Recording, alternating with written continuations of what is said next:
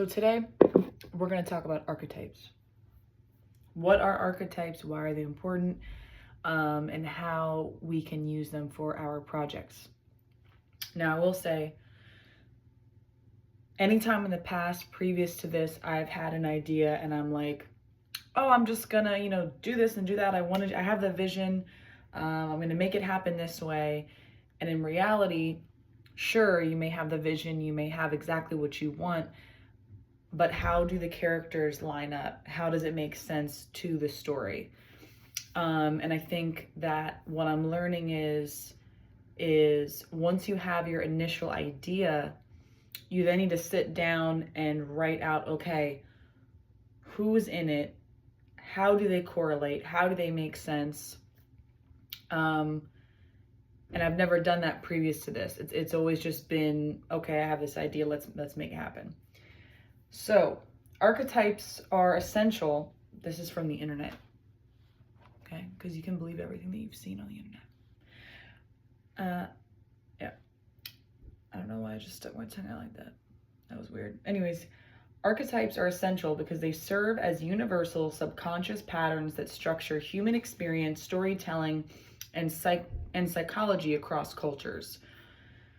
Originating from Carl Jung's collective unconscious, they provide a common language that helps us make sense of the world, fostering deep emotional connections and providing templates for behavior, brand identity, and narrative development. So a big archetype that you see in specifically Disney, at least when I was growing up, is the damsel, right? There's the princess and then there's the damsel. And from the research that I've done, the damsel they differentiate because the damsel is waiting to be saved, right? She's waiting for her prince, her princess, whoever it may be, to come save her.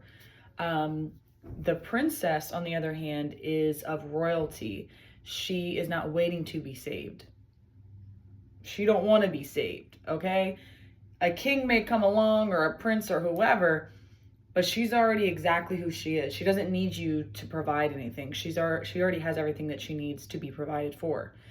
So that's one thing that I've been learning, and looking back at all the movies growing up that I had, it was all damsels. And I think that's why we, as a culture of women as well, are always waiting for that guy or that girl to come along and to save us and whatnot. So anyways, thankfully, gratefully, my director, Ashley, when we were building this idea, once I kind of presented it to her, she sent me essentially a link of archetypes, and we chose about 4. And kind of getting into the project, once I kind of looked at what they were and the descriptions of them, everyone that I already casted fell right into them kind of perfectly. But as we've been progressing and moving along, I did a little more research into it, and now I'm like, okay, it's not just about the words or the way that they're speaking. It's really about their clothes, their actions, their environment. So whether it's their room or their office or their car, like however it's going to be, their space tells more of the story than maybe some other components that you would think, at least in this project. One of my favorite movies is Sinners, and it is because there are so many little details and hidden narratives through that entire movie that you have to watch it back a couple times and you're like, oh, okay, I see this, I see this, I see this. I forget what is that called?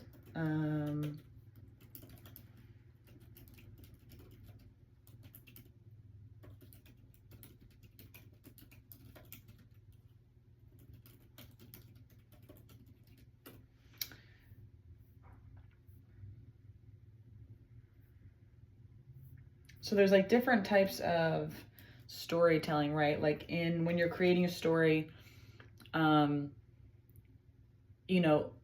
can either tell people what you're trying to get them to understand through the character's words, or you can get them to understand it through the character's actions, visual, right? Like, you know, books, pictures on the wall, things like that. I forgot the visual. What's the term for visual? Maybe it's visual storytelling. Maybe I'm just like not even. Visual narrative. Okay, so let's look this up. Visual narrative. A visual narrative is the art of conveying a story, message, or theme primarily through visual media such as photography, illustration, video, or increasingly digital graphics. It utilizes sequential images, composition, and artistic elements to evoke emotion and communicate complex ideas, often relying on the brain's ability to process visual information faster than text.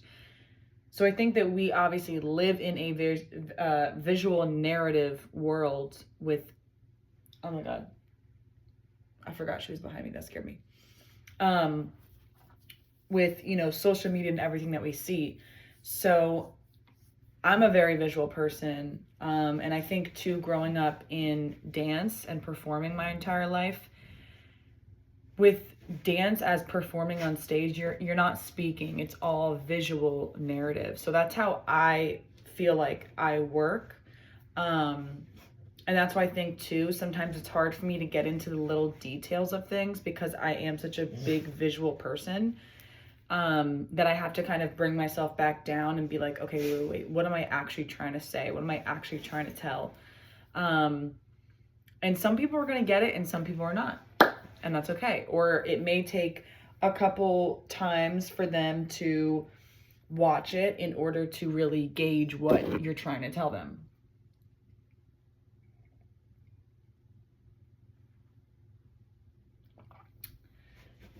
This isn't me. Wait, this is real. This isn't me. I'm exactly where I'm supposed to be now. So anyways, yeah, I'm just learning so much.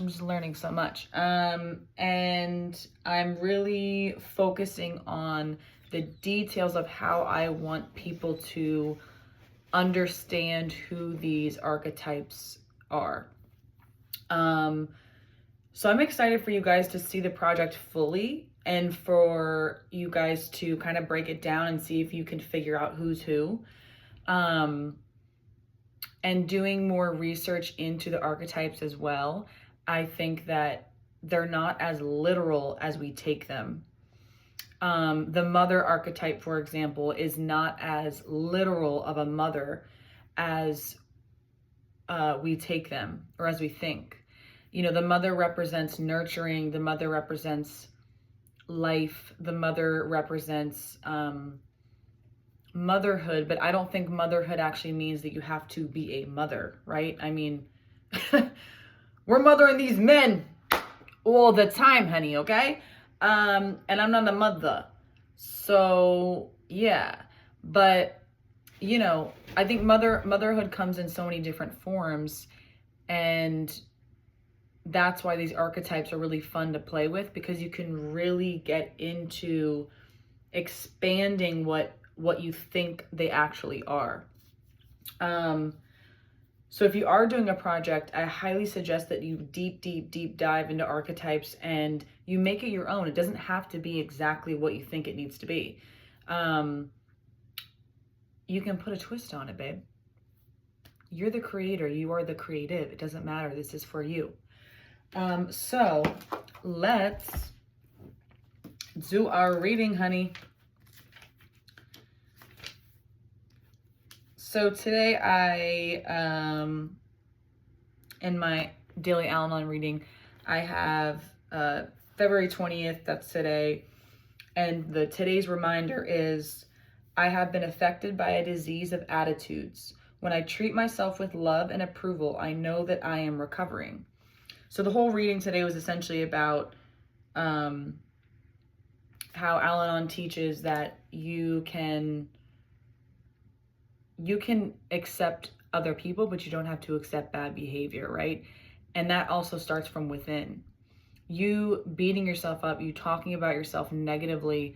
I catch myself doing it even like in my last video, how I'm downplaying these interviews that I'm doing. And that's just a way that I'm not taking myself serious, right? Or I'm not allowing the space for me to be doing what I'm doing. Like, yeah, I'm doing interviews. Yeah, I'm making a short film, right? We don't have to downplay it just because we're learning or just because we're not really sure what we're doing yet. And I think that's where intentionality comes from. Intentionality has to come from you knowing what you're doing and who you are.